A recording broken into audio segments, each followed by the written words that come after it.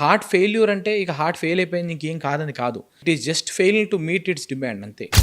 Heart failure అంటారు కదా, ఆ హార్ట్ ఫెయిల్యూర్ అసలు సిమ్టమ్స్ ఎలా ఉంటాయి, దాన్ని ఎందుకు అసలు నెగ్లెక్ట్ చేస్తుంది? యాక్చువల్గా ఏంటంటే హార్ట్ ఫెయిల్యూర్ అనేది ఎప్పుడైతే మనకి హార్ట్ పేషెంట్ మనకు కనిపించగానే ఈ హార్ట్ ఫెయిల్యూర్ అనగానే మొత్తం ఫ్యామిలీ అంతా ఒక నెగిటివ్ డైరెక్షన్లోకి వెళ్ళిపోతారు. సో హార్ట్ ఫెయిల్యూర్ అంటే ఇక హార్ట్ ఫెయిల్ అయిపోయింది ఇంకేం కాదని కాదు. It is just failing to meet it's demand అంతే. సో హార్ట్ ఫెయిల్యూర్ పేషెంట్స్ కూడా they survive for more than 30-40 years. Heart అది చేయాల్సిన పని అంత ఎఫెక్టివ్ గా చేయలేకపోతుంది అర్థం. పని చేస్తూనే yes, it is working, it is just struggling.